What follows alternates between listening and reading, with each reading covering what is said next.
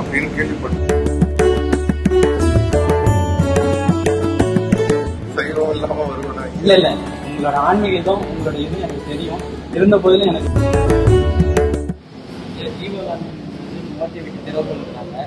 அதுல முதல் தலையாயது என்ன பார்த்தீங்கன்னா, எவ்வுயிரின் தண்ணீர் போல் எண்ணுகின்ற எவனோ அவனே ஆண்டவர் ஆவார் அப்படிங்கிறாங்க. அப்போ நீங்க குலைகளை தவிர்த்து எந்த உயிரையும் நான் உயிர் போல் ஆடு மாடு கோழி எல்லாத்தையும் தவிர்த்து நீங்க சைவமா இருந்தீங்கன்னாவே உங்களுக்கு எல்லாம் செயல்படும். அதுதான் ஐயா ஏழு வயதிலே வந்து உபதேசம் பண்ணும்போதே ஒரு எளிமையான வார்த்தை, ஜீவகாருண்யம் நம்மிடம் இருக்குமாயின் எளிதாக இறைவன் நம்மிடம் சிக்கிக் கொள்வார்.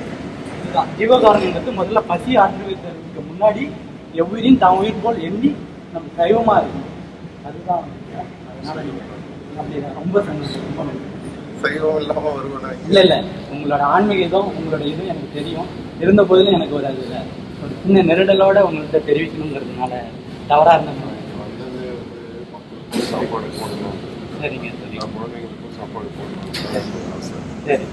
ஸோ நாம் ஆசைப்பட்ட மாதிரியே 100 வருஷத்துக்கு 200 வருஷத்துக்கு முன்னாடி ஒருத்தர் ஆசைப்பட்டிருக்காரு அப்படின்னு கேள்விப்பட்டிருப்பாங்க. இல்ல, இந்த ஆன்மா வந்து உண்மையாக இறைவன் ஆசீர்வதிக்கப்பட்ட ஆன்மா தான். ரொம்ப சந்தோஷம். இல்லைன்னா